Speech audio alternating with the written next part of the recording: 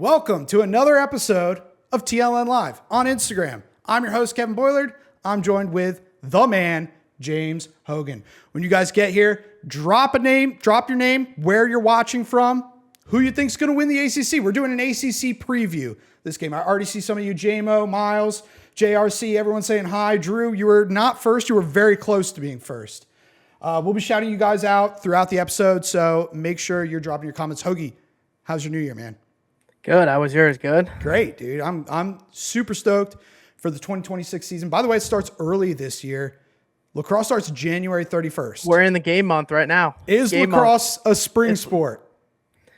It is a spring sport, but I feel like we don't play enough games in the spring. And too many blizzards and cold games at the start of the year. And then by the time the weather turns nice, it's like you only got 2 games left in the season before the tournament. So, but I'm excited. A lot of great games, and we're starting in January this year. So anytime college lax on the horizon, I'm going to be excited. So we're starting up in just a couple weeks. We got 3 weeks. It was awesome seeing a bunch of teams back to practice today on Twitter. I think Hopkins started yesterday.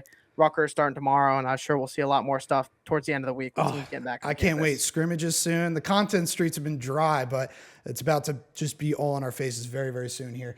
What's up, Liam, Sammy, Ryan, Foss? I saw you guys in the comment section. Keep dropping your comments in there. We're talking ACC preview today. So here's a little look. We got a top 5 ranking that's coming your way. We're going to count it down from 5 to 1. This is going to be the predicted order of finish, right, Hoagie? So it's not necessarily who we think is 1 through 5 right now. It's who we think 1 through 5 in the ACC will be at the end of the season. So a little different than a preseason ranking, but we're trying to spice it up and make it fun for you guys. Again, drop your comments in on who you think will lead the ACC this year. And any other questions you have for me or Hoagie, drop them in. So let's get started with number 5. Who you got, Hoagie?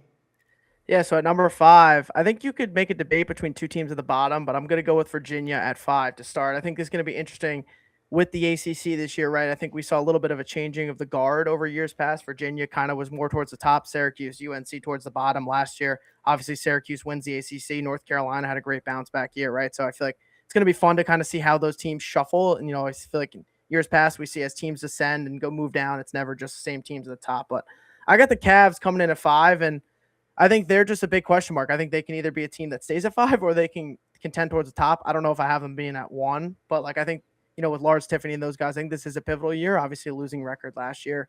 And, you don't want to go 2 years in a row with a losing record. That would be pretty shocking out of the Virginia team. So, there's a lot on this team and there's a lot of upside, but, you kind of got to put it on the field, right? So that's kind of where we lie right now. We'll see how it all comes about.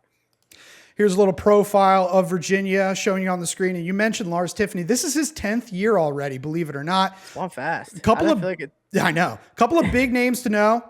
The Millen brothers. McCabe Millen is going into his junior year. Brendan Millen, number 1 recruit in last year's recruiting class, is joining his brother, the McDonough pairing, who won a couple of MIAA championships together in high school. Will now try to do the same thing in college. But my big question for you, Hoagie, will McCabe step up for UVA? Is he going to be the guy? He has to be the guy if Virginia wants any chance at making the tournament, I think, and any chance at competing towards the top of the ACC, right? Obviously had a solid freshman year, right? Playing along Shelley and all those guys. And then last year took a little bit of a dip of what we were expecting. And this kind of feels like, a good big prove-it year now as a junior for McCabe, right? Had 66 points freshman year, a little dip last year at 50. So he's going to need to, be that quarterback for me on that team. Obviously his brother's coming in too, number 1 recruit, Brendan. So I think that's going to help with the cohesion of those two. And I don't know. I think McCabe has a good mindset coming into this year. I don't know him personally, but just seeing clips of him online, I think he's going to be focused with Lars. There was a lot of chatter of will he transfer and all this stuff. I felt like at some point people thought he might make a move for a fresh start. He's staying home at UVA. I think Lars knows what he's got in McCabe, and I think McCabe knows what he got in himself. Kid works hard. Kid works his ass off. He's going to be ready. He's going to be prepared. So I suspect him to have a better year, and I suspect him to have a big year. How big of a year? That's, to be determined, especially with the other offensive pieces they have. But, in order for Virginia to sniff any NCAA tournament or move anywhere near the top of the ACC, McCabe's going to have a great year, or that's not going to happen. How do you define a great year, a successful year? 66 points as a freshman, obviously was sharing the field with a couple of great, all-time great attackmen and Connor Schellenberger and Peyton Cormier. And then last year, when he was the number one guy, had a drop off to 50 points, was getting the number one poll, got banged up a little bit against Ohio State, actually. What would you define a successful season? What's the point total you're putting in the crosshairs for McCabe? I'm gonna say at least 70 plus. Okay. I think is a fair range. I mean, if you look at the UVA great attackmen of years past with Cormier, Xander Dixon, Shelley, those guys were all hitting, mid 70s to Shelley at some point was hitting like 84, 85 points a year. And yeah, I'm not asking him to maybe do Shelley numbers, but he's got to have 70 plus points. And in order for this team to have success, McCabe has to be the number one, in my opinion, and has to be the quarterback of this team and the star on offense. And you have to have 70 plus points if you're going to be the star of an offense of a Virginia team. So I think at least 70 is fair. I'm not going to put Schellenberger level expectations on him because I think Shelley is one of the best players we've ever seen in the sport. But yeah, for McCabe to have 70 plus points, I think they're going to be in good shape, especially with the other pieces that they have around. Speaking of those other pieces, got another question for you following up there. But if you're a UVA Virginia fan, drop a go who's in the chat. Let us know. Who do you think is McCabe the best offensive player on this team?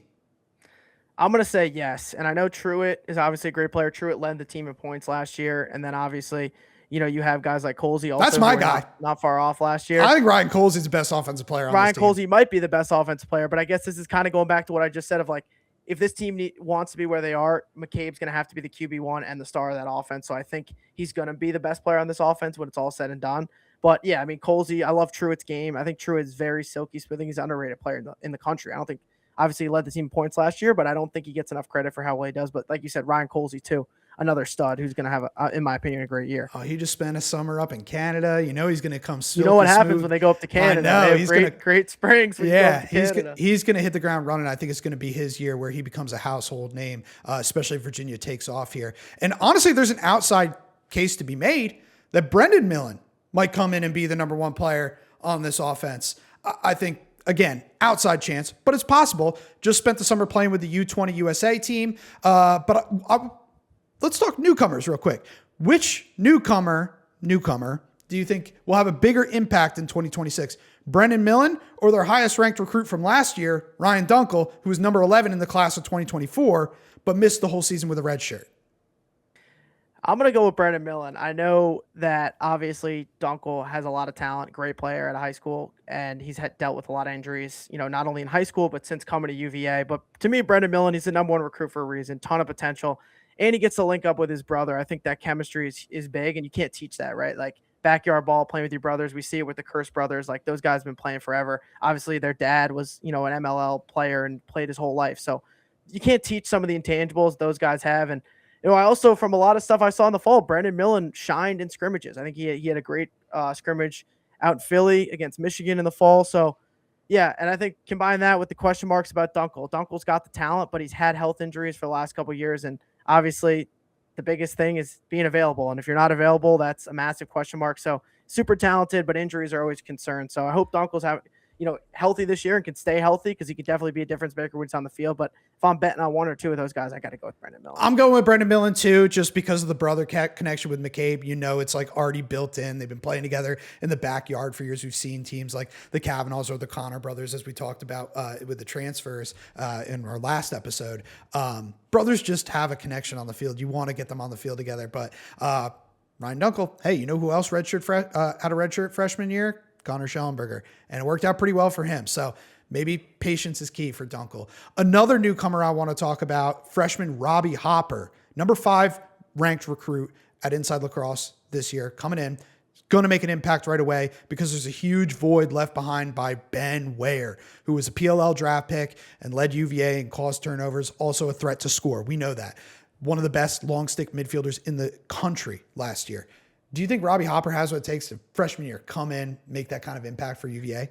He definitely does. Obviously, it's always tough to come in as a freshman and contribute right away, especially at a big position like LSM, right? Usually it's, it's short stick D midi, kind of get some minutes, or on a second or third line midi, and you kind of work your way in. But yeah, I mean, I love Robbie Hopper's game. I've seen a bunch of highlights of him from high school. Dude's an absolute stud. And, if anyone can produce LSMs at a good rate, it's Lars Tiffany, Virginia. They might be LSMU as of late. If you go back with Jared Connors all over the field, he was a stud. And then with Ben Ware the last couple of years, right? So Virginia's been known to produce elite LSMs, and I think, Hopper's right up there in line. So, yeah, I think he's definitely could be a guy who can contribute right away. I don't know if he can replace Ben Ware right away. It might take a couple of years because Ben Ware was a special player for the Who's, but yeah, Robbie Hopper, I think, is going to be a special player in college lacrosse and be great in Charlottesville. Yeah, I'm stoked for him. Instant impact freshman. Hunter Embry says he's insane. I think he says Robbie Hopper is insane, not himself. But I agree. He's going to be awesome this year. One last question about Virginia before we move on,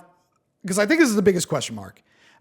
Virginia, to me, kind of began their drop off when the goalie situation started to dissolve last year or the year before, when they started to go back and forth between Matt Nunes and Kyle Morris. Nunes is gone now. Kyle Morris is back, but he's got a career save percentage under 50%. Is he going to be the guy in net for them this year? What's your thoughts on that? Yeah, I think the Virginia goalie position is one of the most interesting offseason pieces that no one really is talking about either, right? Like, you got Kyle Morris. Obviously, he's a senior now, and he's played in a ton of games and played in a ton of big games. I thought he was great in that quarterfinal game back in 2024 against Hopkins. Really helped them kind of win that game. I thought Hopkins had a chance to make it a championship weekend. Which is a game that Nunes started, and he came when he cold came off in. the bench. And then Kyle Morris obviously starts the game against Maryland in championship weekend. So this guy's played on the biggest of stages. You assumed he would, take that jump last year and kind of be that guy to take the starting job and move forward. He kind of didn't play well, and it went back to that shuffle and chess piece, which really, I think, hurt Virginia in the end. So Kyle Morris, if you're talking about a guy who's been in the program for 4 years, he's a senior now, is comfortable, has played a lot of games. People would probably say that he might be the favorite right now, but I got a wild card for you. An interesting story that not a lot of people know about. Jake Merrick, he's a graduate transfer from Air Force, was Air Force's starter last season in net, played all 17 games, actually went to Virginia just as a grad student, used his extra year grad, not even to play lacrosse. He was actually going to be a military nurse and ended up somehow getting involved with the lacrosse program. From people I talked to, he apparently might be the starter coming out of fall ball. Will he win the job come springtime? I don't know. But from the people I talked to, he was goalie number one at the end of fall ball this year, heading into winter break, which I think is crazy. A guy that, they didn't even recruit to have on the team. So I'm interested to see how that happens. He's squarely in the mix for that starting job with Morris. I assume it's those two going back and forth for that starting job. So that's going to be interesting to watch. I don't think many people know about Jake, but you might if he's the starter. Don't be shocked. Air Force transfer, great story. So those two, to me, are probably going to be neck and neck for that starting spot. But then you also have Patrick Bayes, who's a freshman. He was number 54 overall recruit. Obviously, it's hard to start as a freshman, like I mentioned before, especially in the goaltender position, because that rubber is coming at you a little different than it does in high school. But there are insanely talented guys like Alex Rode who've been able to start early on in their career, especially for UVA. So don't know too much about Patrick, but I think he can be a guy, obviously top recruit. He should have a chance to start with no clear number one goalie. But I expect it to be between Morris and Merrick. I'd be hard pressed to find Morris not start just because he's been there for 4 years and stuff like that. I could see if he doesn't play well, Jake kind of come in. But yeah, those two is interesting from what I've been hearing, from the guys I've talked to around, in the college landscape. That goalie position and that battle specifically is going to be really interesting. Interesting. I thought it was going to be Morris, no doubt, but I'm now got an eye out for Jake Merrick. So let's move along here because we want to keep things rolling. Who's your number 4 team? At number 4, I got John Danowski and the Duke Blue Devils coming in at number 4. Interesting team this year, and they've gotten a lot of criticism, especially yesterday with releasing their schedule. They've lightened their schedule up a lot, so they've got no margin for error. They're 10-3, 9-4 team that's squarely on the bubble, and may at the end of the day be on the outside looking in if they don't get some good wins in conference. They're going to have a strong ACC slate, which is unlike John Danowski. He's been known to play a lot more games than normal teams, but also schedule a lot more good opponents. They have Cornell in the middle of their ACC slate come late in the spring. But yeah, that was definitely a concern. I know Twitter was in a frenzy yesterday talking about Duke's schedule next year, but yeah, we'll see what they are. I think Duke's an interesting team, and they're kind of one of those teams, like, are they a championship weekend team, or are they just like a fringe top 10 team? Like, where do they lie? And I don't think people truly talking about lacrosse, people like us and people on Twitter, truly know. I think it can go either way, and it's going to be interesting to see kind of how they start. I don't know if it's foreshadowing, but a lot of times when a coach maybe isn't as high on his team as internally, he'll lighten the load up to, kind of get some more games under their belt. And not, teams are known to, when I know, hey, I got a team that's championship good, load that schedule up. And when it's like, hey, I don't know how good this team is, they might not be as good, or we're not sure, you kind of taper it back a little bit. So is that an indicator? I don't know. That could just have been a coincidence, but that's a key point to point out. So, and that Cornell game you mentioned is a neutral site game in Long Island. They also have another game on Long Island against Providence. And if you remember last year, I'm pretty sure they played Denver in Texas, maybe. Yeah, Highland Park. And it didn't go well. That game didn't count. Remember, they said it didn't count. Everyone said it was recorded on a potato iPhone, and that game just never happened. We just vanished it from sight. Well, Duke had a real rough go of that one, so they're going to have to hope their neutral site games this year go a little better. Here's a little rundown on Duke. John Danowski in his 20th year. Holy cow. He's been around forever. And that's not even the longest in the ACC. Couple names you need to know if you're watching Duke this year, in my opinion: Aidan McGuire and Ben Johnston. Aidan McGuire, the short stick defensive midfielder, outstanding potential #1 pick in the PLL. We'll talk about him. Ben Johnston, their best offensive midfielder. Aidan McGuire won midfielder of the year though last year. So midfield strong for Duke. But my big question, who does Duke turn to on offense this year? Who will their quarterback be? Because they lost Eric Molliver, who was their points leader. And then who will their go-to playmaker be in the clutch? Because that was Andrew McAdory, and he's gone too.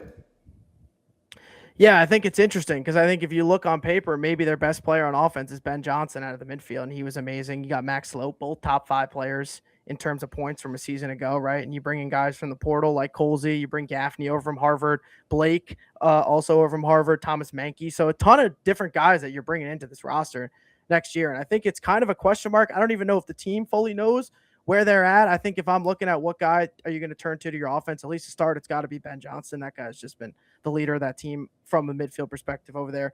I would be shocked if he was not kind of the go-to guy, at least to start, and then kind of see where the transfers kind of fit in and a bunch of the other guys. But I would put Ben Johnson squarely in that mix. But Sloat is also an underrated guy as well. So I could see one of those two guys kind of being the guy to take it over. But it's hard. Andrew McAdory is a guy that is kind of so versatile and such a unique player that it's hard to just replicate and plug and play someone else, right? Like you're going to feel that loss for a couple weeks for sure, and maybe the whole season for Duke. So yeah, I think about last year. I think specifically about that Michigan game, and there were several games where Duke's offense just didn't seem to have that same like high-powered Duke offense feel as previous years.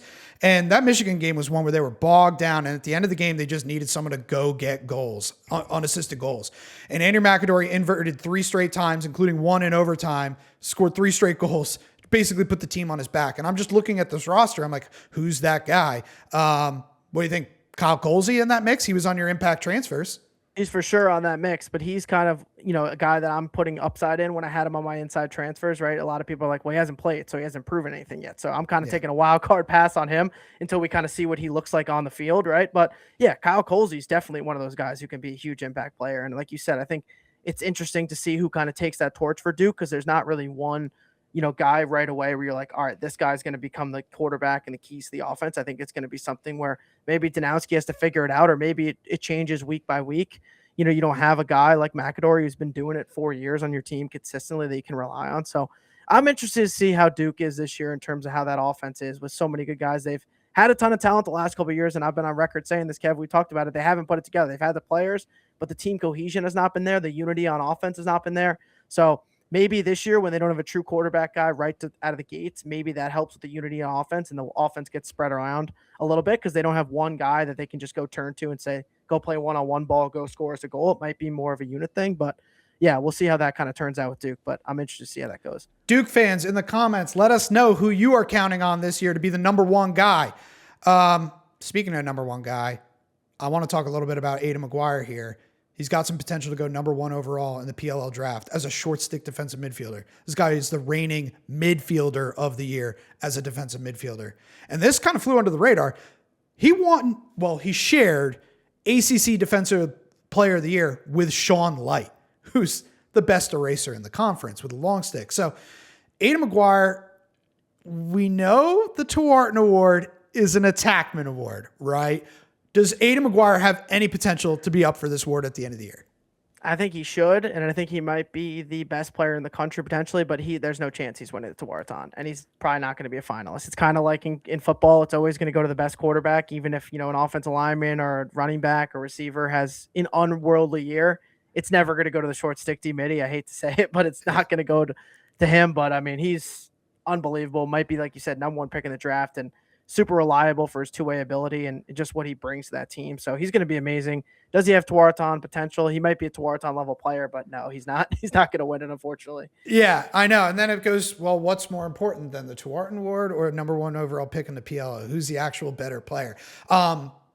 But yeah, no, I think he's got finalist potential. He has no potential to win the award, and Yes, maybe I'll be wrong on that. But I'll go I think on if the he's a record now. finalist, I would take that. I think it would be very deserving and fitting for him to be at least a finalist, just to be at the ceremony, get the recognition he deserves. Because he, like we said, might be the best player in the entire country.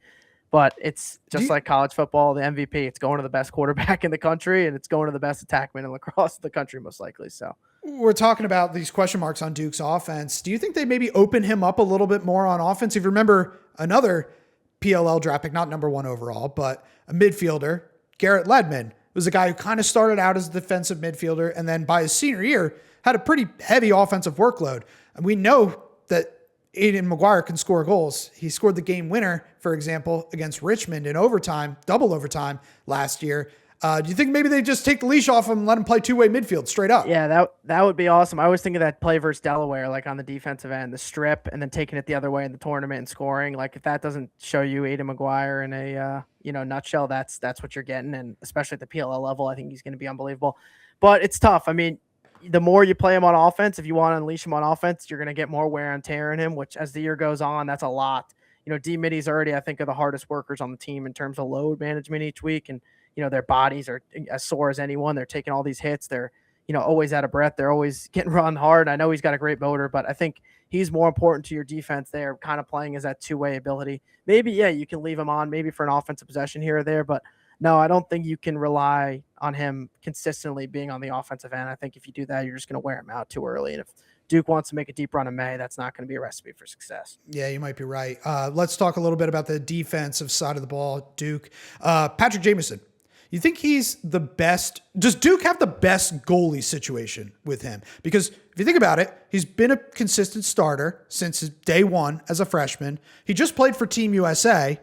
And Duke's defense isn't that bad. So what do you think? Best goalie situation, or is it one of the other guys we haven't talked about yet? I think they definitely have the most stable goalie room for sure. And with a guy who's had a ton of experience, right, with 2 seasons under his belt. So you feel comfortable. Lights aren't going to be too bright. You know what you're getting from him.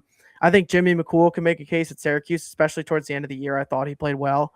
But yeah, I'd probably say Patrick Jamison. If I was going to have to take one goalie to start my team in the ACC for this year, as of right now, I'm probably taking Patrick Jamison just because I know what I'm getting. I know the consistency. He's played enough games where he's not going to be too. He knows what to expect. So I think they definitely have the most stable one. Will it be the best one by the end of the year? That's a question mark. We don't know yet. But I'm excited to see what jump Jamison takes. Obviously, he was great as a freshman. Obviously good again last year. But is he going to be one of those huge All-Americans this year? Where is he going to challenge? But I'd say definitely the most stable for sure in the ACC. With what you're going to get, you know what you're getting. Yeah, I think playing for Team USA is definitely worth something too. But you look at Jamison, you look at McGuire at close defense. You got Charlie Johnson. At LSM, you got Matt Christmas. This Duke defense has pieces. And if you look back at last year, they held 5 straight ACC opponents to under 10 points down the stretch, including a 9-8 loss to Syracuse in the ACC championship. Do you see a scenario where even if the offense doesn't come together for Duke, they can maybe ride their defense to an ACC championship, considering they came a goal away from doing it last year? No, I don't think you can ride a defense to a championship anymore, really, in lacrosse. Or I don't think you can rely on it. If anyone showed anything, you need to have a high-powered offense if you want to win, in 2026, in 2025. Look at last year.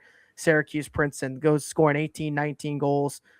Even look at, Ohio State, my Buckeyes, they had an amazing defense last year. The offense was also great, but, when it came time to go punch for punch with Notre Dame in the tournament, the offense kind of wasn't up to speed, right? You can't play too slow of a game. You need to have that offensive firepower to be able to keep up. And, it's kind of like the same thing in college football, right? Like you can have a great defense, but sometimes you're just going to get into a shootout with a team and you're going to have to score 38, 45 points if you want to win a game. And I feel like if you're going, can it maybe win you an ACC championship potentially?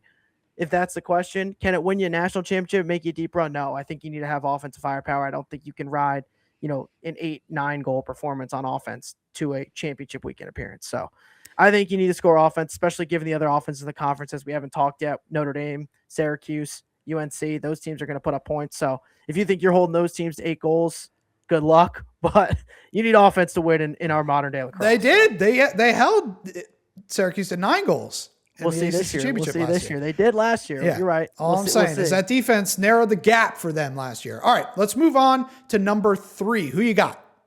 Number 3, I got the Notre Dame Fighting Irish coming in at 3. And this is interesting. This is really we're finally at the first year where Notre Dame has kind of completely flipped the page from those national championship teams. Both Kavanaughs are gone. Entenmann's gone. Ben Ramsey's gone. All those guys that were on those championship teams are gone. So this is kind of a new blood Notre Dame team. This isn't, the same Notre Dame team that we've seen the last couple of years. But they still got tons of studs all over the field. So yeah, I have them squarely in the middle of the ACC race right now. I think if I was going to pick, I think they could trend more up than they would down. If I was going to pick whether they were going to go up or down, I think they have a chance to go maybe up.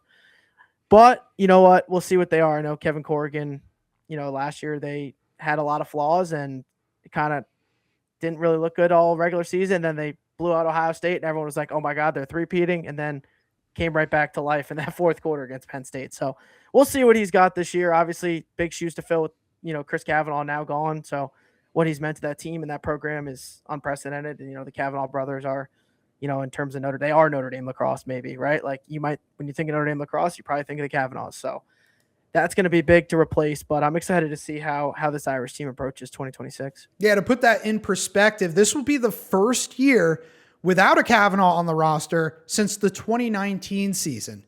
Pat and Chris combined for 543 points over the past 6 seasons. And Hoagie, you're real big on this transfer out of Air Force, Josh Yago. Yes, I am. Can Josh Yago fill the Kavanaugh-sized hole in this offense?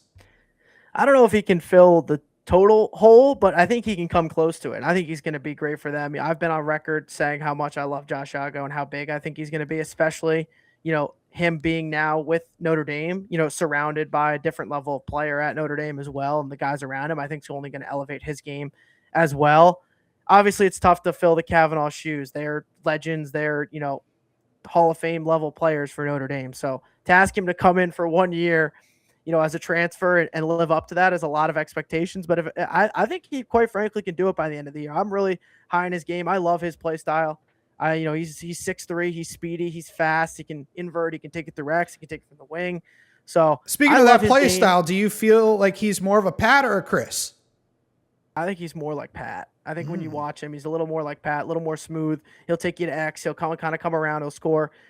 He's not going to slice and slash kind of like Chris were, where he's just going to dive in front of the crease, get his helmet flown off, go take a hit, ride like crazy. But I feel like he plays a lot like Pat, where, he's last year he had more assists than goals. I think he led the ASUN in assists. So he's definitely a feeder on that aspect. And yeah, he reminds me a lot more of Pat's game, but yeah, I'm excited to see Yago. I can't wait to see Yago. So I'm either going to be the biggest guy who's like, I was right, or I'm going to get flamed. So it's going to go one of 2 ways how this is going to go. I know. I'm excited. I'm glad we got some skin in the game early on some takes flying around. But Notre Dame's been a team that even when they did have the Kavanaughs, they like to generate a lot of offense from the midfield. If you missed the news over the holidays, stinks for Notre Dame fans. It stinks for lacrosse fans. Jordan Faison has decided to move forward just with football at Notre Dame. So he's not going to play with the lacrosse team this spring. He's going to be playing spring football, practicing with the football team in an attempt to, eventually get into the NFL draft. So we wish Jordan the best, and we're rooting for him. Hope he makes it, just like we did with Jared Bernhardt, just like we did with Pat Spencer, and we hope that he comes back to the game at some point. But looking at what's left on this roster at the midfield, do you think Notre Dame still has the deepest midfield unit in the conference? Yes, I still think they got a great midfield. I think so. To me, I think Notre Dame's relied a lot on the midfield, especially last year. Their whole offense was pretty one-dimensional. We talked a lot about those droughts that they had a lot last year, and it seemed like, it was guys like Angrick and Faison. It was like if they don't beat their one-on-one guys out of the box, that offense just kind of got into a sputter and couldn't get anything going. So, you got guys, Matt Jeffrey's back. I know he's a little banged up last year. Interested to see what he is out of the midfield. Obviously, Will Angrick, Fisher Finley, all guys that I think could be studs. And Dylan Faison, right? He's early enrolling this year. Is he early enrolling this year? That's the word. But if you That's check the the word. Notre Dame roster, He's not on the roster. He's not I on did the check roster. They've already removed Jordan Faison within the last couple of days, and they haven't put Dylan Faison on there yet. So word is that he'll be on the team, but he's not on the roster yet. I'm expecting Dylan to be a big impact player, and I've talked about it a bunch with freshmen. Hard to make an impact, but to me, like, if I'm Kevin Corrigan, I'm not telling Dylan Faison to come up. You know, he missed all of fall ball and come and, you know, play in the spring and kind of burn a year of eligibility, right? Unless I'm truly confident that this kid can be an impact stud right away. Because I can't underestimate how big it is as a freshman to go through fall ball and have that experience and that learning curve that comes with playing Division I lacrosse, especially at the ACC, Big Ten, Ivy League level. It's a big learning curve, and it's a way to level of physicality. The ball moves faster. You know, the players are stronger. Can't move as quick, right? Like, there's a big learning curve. So for him to be confident in Coach Corrigan to say, hey, it's fine if you come in the spring and play right away, because you're not bringing him in right now unless he's playing right away, because then what's the point? You burn the red shirt for him to play a couple games against bottom level teams, right? So I'm expecting Dylan Faison to be a stud. Obviously, he's ranked high for a reason. His brothers was awesome and athletic. So I'm expecting Faison to be big, which will only bump up this midfield even more. I love Will Angrick too. I think he's been an amazing player, even Fisher Finley as well. So I think they're going to have one of the best midfields in the country. They're going to have that again this year if they want to have success. And I'm interested to see if that can take a little step up this year and not just be a team that's, you know, beat my one-on-one dodge out of the box. And if not, we're stagnant. So yeah. I think Matt Jeffrey's a guy who's going to blow up this year. He's going to be huge in the midfield. And then also another second-year guy that was a little underwhelming on the attack side, Brady Picorni. I'm really counting on him to do some big things for Notre Dame. I think if those guys pop off, if Iago turns out to be half as good as you're telling me he's going to be, if Matt Jeffrey, if Picorni take those second-year leaps, I think you can make up for the loss of Chris Kavanaugh, Jordan Faison, you know, through your team offense there. You still have some horses in the midfield unit and some guys who can handle and score on off at attack. So the strength of this Notre Dame team, though, is definitely the defense. By the way, I see you, Scotty and Brian and Mike Sears in the comment section talking about Rutgers. Yeah. Next week, we'll do a Big Ten conference preview. Tune in that week if you want to hear about Rutgers. Right now, and I know Brian wants to hear about Syracuse. We'll see. 2 or 1. But let's talk about Notre Dame defense quickly before we reveal those two. Sean Light, mentioned him earlier as the co-ACC Defensive Player of the Year with Aidan McGuire. He was also the co-National Defensive Player of the Year, shared the Schmeiser Award last year with Bobby Van Buren at Ohio State. I'm curious whether you think he'll win it outright this year. Sean Light. Obviously, I'm a little biased because I played with Bobby Van Buren. Great dude, awesome dude, love the kid, and I think he's one of the best defenders in the whole country. So I don't know if I could say he's going to win it outright, because that means that Bobby's not getting it. But yeah, I think it's going to be a great race between, you know, these two this year. I think they're both, you know, Bobby's obviously in his 5th year, and I think Sean Light a junior now. Wow, time is flying. He's time is flying, but also 2 more years of Sean Light terrorizing college. You know, if I'm going to take Bobby to win the Schmeitzer in 2025 outright himself. I think obviously they're both great players, but if you're going to want an equalizer in this, they tend to usually give it to the older player if all else is equal. So I think, you know, Sean Light still got next year to win it as well. So unless they do another co-year, which I'm not a big fan of co-years. I thought that was weak. Give it to one guy. Give it to one guy. Have a tiebreaker. You know, that's my opinion. But yeah, I'm going to take Bobby just to win it outright. Obviously, 5th-year guy, and I think they're going to have similar seasons, but I wouldn't be shocked if Sean Light won it. And if he doesn't win it this year, which he very well could, I think he'll probably win it next year. I would be shocked if he, you know, didn't win a Schmeiser, you know, in, you know, playing college lacrosse, kind of like Trevor Lawrence never won a Heisman. It was amazing in, you know, college football. So Scotty's calling you old. I don't know what that makes me. Moving on, though, Will Donovan. Standout long stick midfielder, got a lot of PLL potential. Right now, Adam Lamberti in his latest mock draft has him as the 2nd overall pick. Kevin Brown's got him as a 2nd round pick. Paul Carcaterra has him as his number 7 overall prospect. Dan Arestia as his 8th overall prospect. I'm curious, James Hogan, is Will Donovan a lock to go in the 1st round of the 2026 PLL draft? Personally, I think he will go in the 1st round, but I don't know if you can call him a lock, given last year his teammate Chris Kavanaugh somehow was not a 1st-round draft pick, which is insanity that he fell to the 2nd round. So if Chris wasn't a 1st-round pick, I don't know how you could say it's a lock that Will Donovan is going to be a 1st-round pick. Will he 99% probably be a 1st-round pick? Yes. but you never know. Some funny things always fall into place in these PLL drafts, and someone always falls that shouldn't. So I could see Will Donovan kind of being that one of those guys this year. And if we saw it last year with Chris, it could happen again. But look, Will Donovan's awesome. Love him in the middle of the field. And if we've seen recently in the PLL, especially guys like Jake Bassino, having a pole like that who can run all over the place is a big threat to your offense. So I think Will Donovan's going to be a great pro in the league when he gets there, but I can't confidently say he's going to be a lock as of yet, but he'll probably will be a first round. There's also the curse of being an LSM ranked number 2 by Adam Lamberti last year. That was Ben Weyer, and Ben Weyer fell in the draft. Slept too, yeah. Yeah. Right? So I hope Will Donovan doesn't suffer the same fate. One other player I want to talk on the defensive side of the ball for Notre Dame is Thomas Ricciardelli, who this guy's a former top 5 recruit. Notre Dame had the number 1 scoring defense last year. They always have a great defense. And he led the ACC in save percentage. And yet I feel like he got a lot of the blame from fans in general, Notre Dame fans and just general lacrosse fans saying, not so much criticizing him, just saying he's not Liam Entenmann. Why did Notre Dame take a step back? Some people were rightly criticizing the offense, but the defense didn't really take a step back, and yet people were saying, well, how do you replace a Liam Entenmann? Thomas Ricciardelli, in my opinion, played well. How does he step out of Liam Entenmann's gigantic shadow? Yeah, well, I think the biggest thing is you can't act like you're in Liam Entenmann's shadow. Liam Entenmann's one of the greatest players in the history, of college lacrosse, and he's probably going to be an all-time pro legend now too. So the biggest thing Ricciardelli can do is kind of just be himself and play his game, right? Like I agree with you, Kev. I thought he had a great year last year.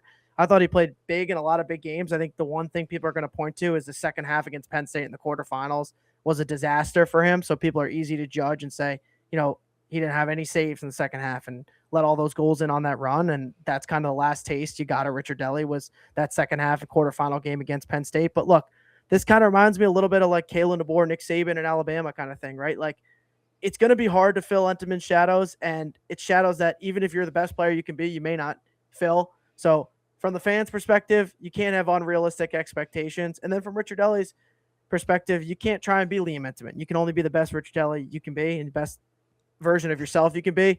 And I'll tell you what, when he starts thinking like that, or if he does think like that, he's going to be a lot better of a player for himself. The results are going to come on the field, right? So you can't keep comparing yourself. I'm excited to see him play again. I remember when we were talking last year, who's going to fill those shoes? A lot of people said Ricciardelli was going to be a great piece in net. And I think he made a lot of good strides last year. So I'm excited to see the kid come yeah, I thought he was really good last year and got a lot of unfair criticism. And if people are still hanging on to the second half of that Penn State game, I mean, shoot, he still only let in 12 goals total. I'm not saying that guarantees you a win, but come on, where's the offense in that game? It's not like you got shelled and had to get benched. Yep. He showed up for 3/4 of that game and still held Penn State to 12 goals. But that about does it for Notre Dame. I see some of you guys in the comments section. DeMarco says enough about Notre Dame. Fantastic. Yeah. Let's move on then to number 2. Reveal it for us, Hoagie. Number 2, I got the North Carolina Tar Heels coming in at number 2, which then obviously we know who's number 1 after, but we'll get into that in a little bit. This is a big year for UNC. I think it's kind of, I don't want to say it's a make or break year, but it kind of is similar to last year's Syracuse team where, the main contributors and Duffy and Dom and, Wambach, those guys are upperclassmen now. So now is the year. You had a kind of underwhelming finish last year. I don't know, the expectations weren't that big, but as the year went on, people were expecting more UNC as they saw what they saw, right? And obviously losing at Richmond at home in the first round of the tournament was just kind of a bad taste in the mouth for a lot of UNC fans and a lot of UNC players. So, I think it kind of overshadowed a little bit of what was, I thought, a pretty solid year for them last year. I wouldn't call it successful because the minute a successful season in Carolina lacrosse is a first round loss to Richmond at home. It's not the same program. I've said that in the past, but look, I think they made a stride, and this is kind of the year to go after it. So I'm excited to see what leap they can take this year. Can they get back to championship weekend? That's the question. That's got to be the goal. So, yeah, that is the big question for me, is can UNC make another leap? They did make a nice leap last year, but I was pretty hesitant all year long. I was I'm not jumping on this bandwagon just yet. I think I know what they are. Not saying they don't have that potential down the stretch. I just didn't think last year they were quite there yet. And I think I was right. If you look at not just that loss to Richmond at home in the first round, an upset, obviously that's a horrible taste left in your mouth, but how about the game before that? Splattering against a rival. 14-7 loss to the ACC semifinals, and it wasn't that close. It wasn't close. It wasn't that close. If you ask me what the biggest problem with this UNC team was last year, it had nothing to do with the talent on the field.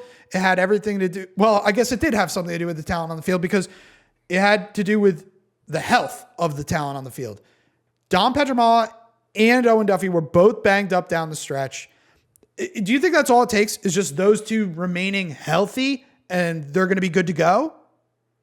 I mean, I think it's got to start with them. Those are your two best players on offense, arguably, right? Like those are your guys. That's your duo. So, them not being 100% healthy last year, yeah, that was definitely a big reason why last year, the season didn't end the way they wanted to, and they kind of had that rough stretch at the end. I also think last year, obviously, they were a younger team, right? And you run into a veteran Richmond team who wants to prove something and wants to prove they belong on that stage. They're going to come to play. So I think some of that lack of experience also didn't help down the stretch. But, hopefully in 2026, it's about staying healthy, right? I think another year under their belt, them being upperclassmen and having more experience that they didn't have last year is going to help. And then I also think adding pieces around, adding like Charlie Pope as a veteran guy to the midfield who can kind of play some attack. He can invert if they need him to. To not put it all on Duffy and Dom, right? And even a guy like Anthony Rayo, he's obviously a highly recruit. Can he be a huge guy to make an impact on day one? That's going to be awesome. And the defense too last year I thought was super young. So even getting another year under their belt, right, is going to be huge. So look, I think last year was a mix of injuries plus being young plus not having too much experience that I think all of that's going to help them, into this year. So I'm excited for UNC and what they can be. And I think if they stay healthy, they're going to be a legit championship weekend contender for sure. Yeah, I like what they're building there, and I expect them to take another step forward. I don't know if it'll be a leap all the way to championship weekend, but I'm not expecting a upset loss in the first round this year, especially if everyone's healthy. Let's talk about Owen Duffy specifically, because when he is healthy, he's one of the most dynamic players in the country. He spent the summer playing with Team USA. He was the star player for Team USA, and that's the exact role he has for UNC. If Joey Spallina is the favorite to win the Tewaarton Award this year, do you see Owen Duffy as his biggest threat?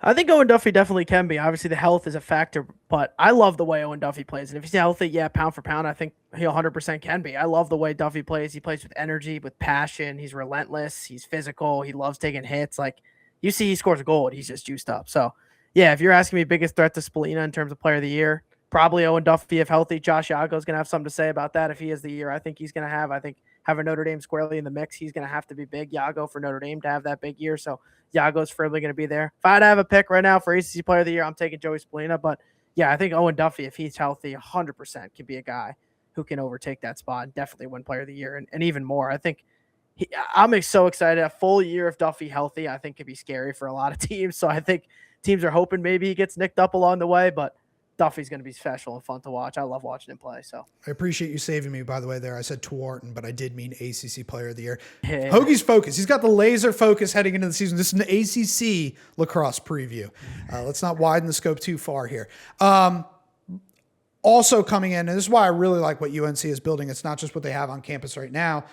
It's what they've got coming this year, next year, the year after that. They've just been killing it in recruiting, and they've got a loaded freshman class coming in right now. They've got 4 5-stars, including the number 2 overall recruit in Anthony Rayo and Gary Merrill, the number 3 overall recruit, both midfielders.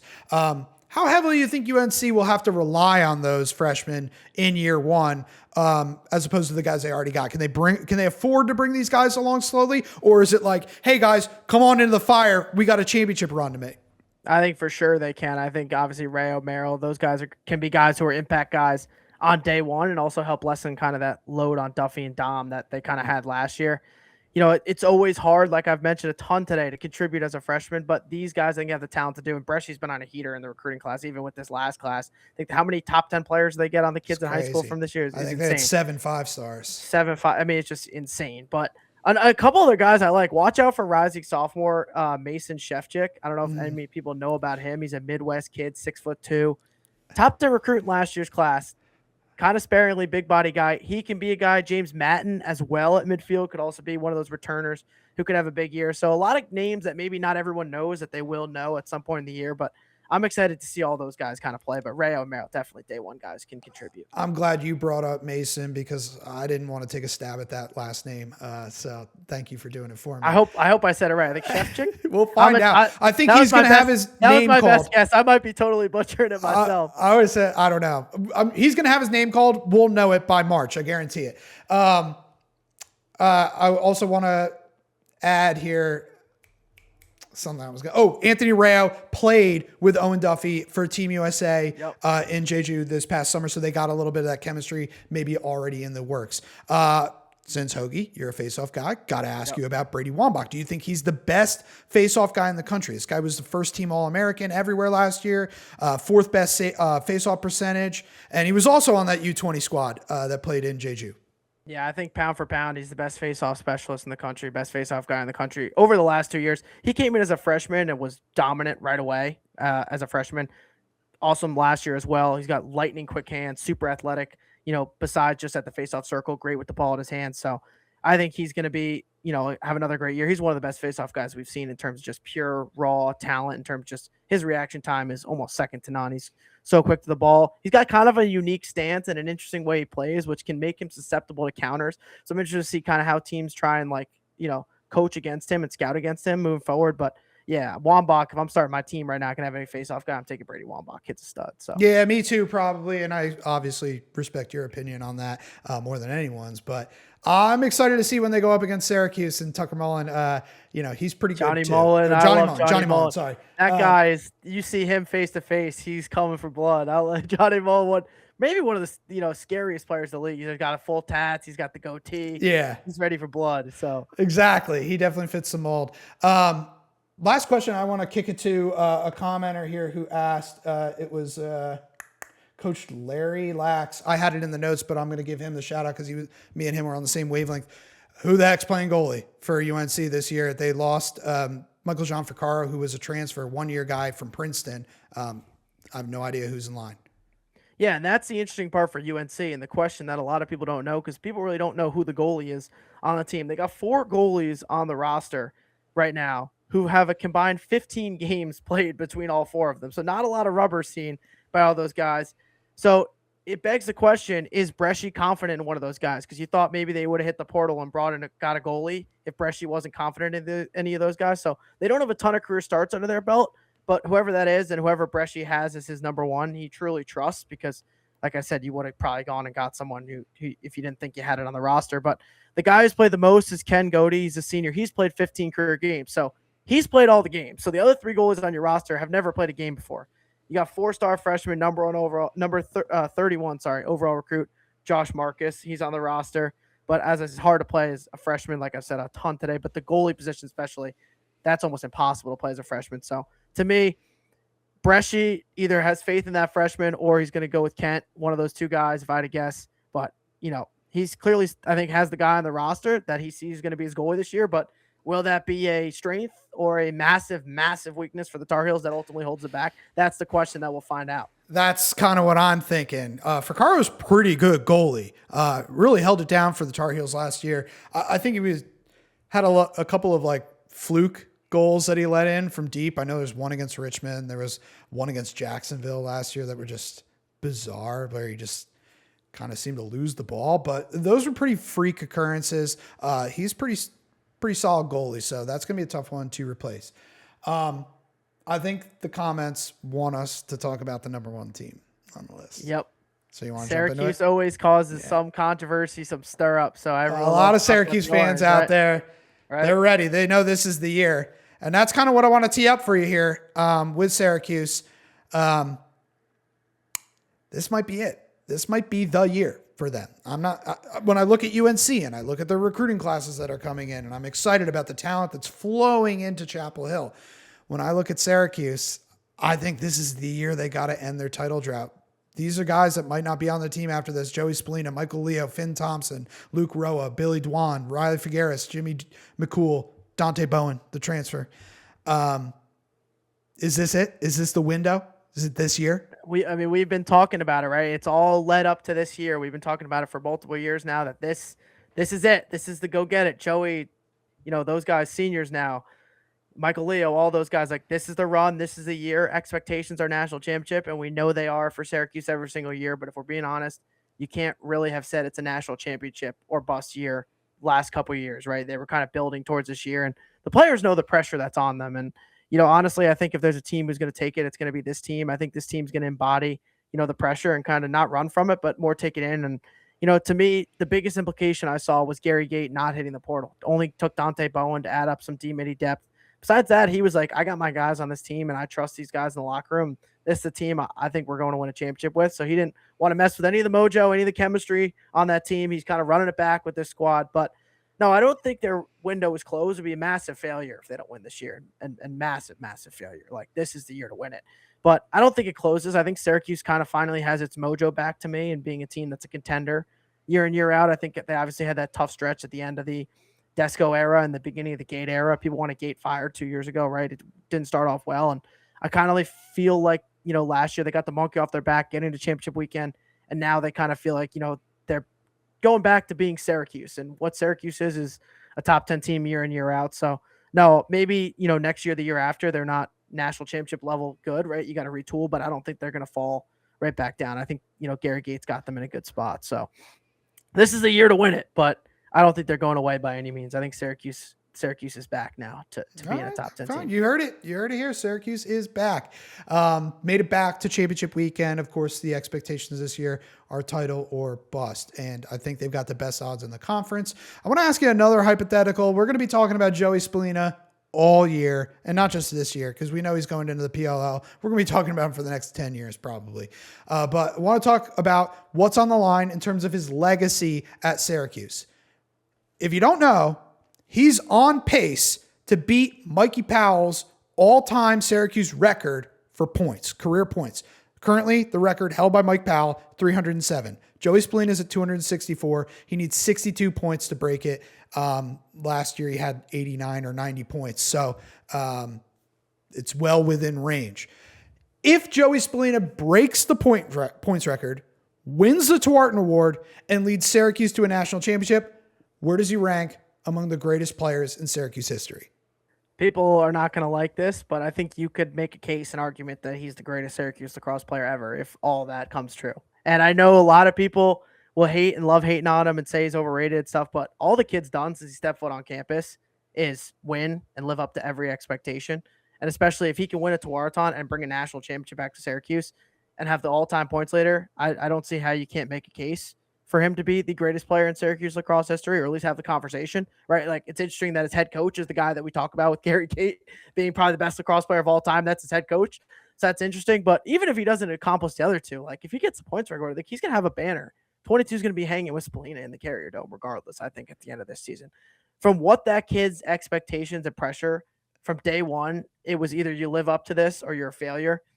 How can you not say he's lived up to every single thing that you've asked him to live up to? And if he can win a Tewaaraton and a national championship and have the all-time points leader at Syracuse, I don't see how you can argue with him potentially being the greatest player to ever put on a Syracuse uniform. I think I could argue it. I mean, look, you can have the conversation though, Kev. You can have the conversation. Here's what I think. And I am a huge Joey Spallina fan, big Joey Spallina fan. And I defend him when everyone is after him after a bad game or people don't want to give him credit or he can't dodge. I'm always the one saying, dude, Joey Spallina's game, you don't understand what makes him so good. I got to be honest. Even if he does all those things, breaks the points record, wins a Tewaaraton Award, wins a national championship, I think it's Gary Gate, 3 national championships, Mike Powell, multiple national championships, multiple Tewaaraton Awards. The conversation starts at 3. I don't think there's any world where Joey Spallina is over Gary Gate or Mike Powell. Yeah. Then you start getting into the murky waters, okay, putting them up against Paul Gate, the other Powell brothers. Then you get the conversation in, like we've talked about with Dukes in the past and stuff, where like, are we talking about lacrosse counting pre-2000? Is it real lacrosse? I'm not saying it's not real lacrosse, and I'm too young to see Gary Gate play myself. I've just seen the highlights and stuff, but not day in, day out. But that's a conversation that you have to have. It's a different level game today than it was however many years ago. So I think that's also, you're never going to get, that goes kind of like both the ways, Jordan though. LeBron debate. People are going to butt heads on it. I'm not saying Joey if all this happens, is number one. But I think you can make a case. I think there's a way you can make a case. Maybe he's in the argument. Maybe. I think but it's people a can make an short argument. argument for me. I'm telling you, and I know Dukes will say we don't respect. What was the year? It keeps getting later and I don't later, know. but Dukes people who keeps played moving the before year. 1995 don't I think count Duke or said whatever. if you played before 1995, it doesn't count or something like that. It's Something like that. heinous thing to say. But look, I don't know. We also only got 5 minutes here before Instagram cuts us off in an hour. So yeah, let's move along here a little bit because we're going to have to, let's revisit that conversation. We're going to have it throughout the year, I'm sure. Yeah. How would you build the starting attack around Joey Spallina? Because you lose Owen Hiltz. Who you slotting in there? I love Finn Thompson. Obviously, Finn Thompson, I think would be great. I think you got to run Mikey Leo out of the box. I just think the speed he brings, he's got to play midfield. I'd love to see Anderson out there at attack. I know he played some games at attack, some games at midfield. Obviously, you have Trey Deer, and they kind of got rid of Trey Deer towards the end of the year. Trey Deer kind of exclusively more in that inside off ball kind of play. I'd love to see Joey Spallina, Finn Thompson, and Peyton Anderson at attack. We'll see what they roll out. I know we're short on time, so I'm trying to go through this effectively. This is a good exercise. Yeah, it's kind of like the PTI 60 seconds where you're just running through the clips. Yeah, I'm telling you, I think it's Joey Spallina and Finn Thompson is going to be your locks, and then Peyton Anderson or Trey Deer. It's going to come down to those two. I think if you can survive on ball movement and Joey Spallina is beating his man, you can go with Trey Deer, he has great connection with Spallina. But if you need another guy to beat his man, Peyton Anderson takes a lot of that pressure off of Joey Spallina. So there's probably going to come time where they're turned to Peyton Anderson. Trey Deer will still be their guy on man up though. Which do you think is the bigger loss? Owen Hiltz or Sam English? Both first round picks in last year's PLL draft. Both great players. Obviously, both going to be big losses. Hiltz was a captain last year. Sam English, great player.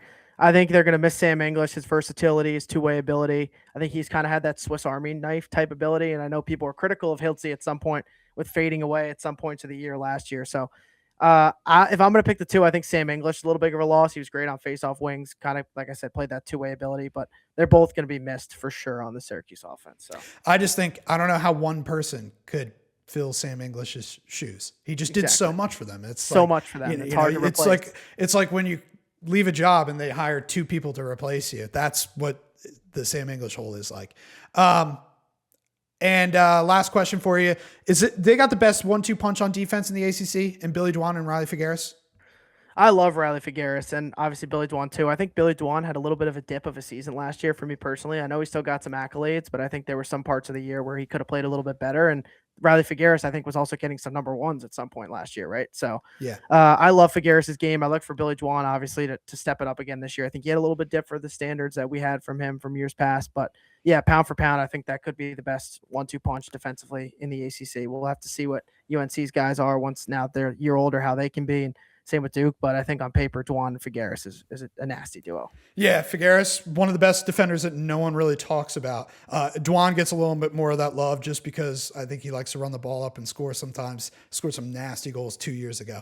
All right, quickly, let's rattle them off, Hoagie. I want to know as I show everyone the ranking one last time here, we have 2 minutes left. Offensive player of the year, defensive player of the year, goalie of the year, freshman of the year, and coach of the year in the ACC. I'm going to go with, let's see, offensive player of the year, Joey Spallina, defense player of the year, Sean Light, freshman of the year. Does 𝐓𝐄 count or no? Because he's a redshirt technically now. You know what? I'm going to go with Anthony Rayo. Let's go with Anthony Rayo. I think he's going to have a big year for UNC. Coach of the year. Who won it last year? Was it Gate? Good question. I don't remember. I think it was Bresci actually, but it's probably Bresci. I'll go with Gary Gate. I think if they at the top of the ACC, they'll win it, but Corrigan, sneaky there. And then what was the last pick? Goalie of the year. Goalie of the year. Wow, that's tough. You know what? I'm gonna go with Richard Daly. Screw it. Let's go with Richard Daly. All right, Thomas Richard Daly. Here. Let's go. Hell yeah. Awesome, guys. Thank you, everyone, for tuning in. That is the full ACC preview. We'll be back next week with a Big Ten preview. 6 teams. So we got an extra team. We're going to have an even tougher time cramming that all into an hour.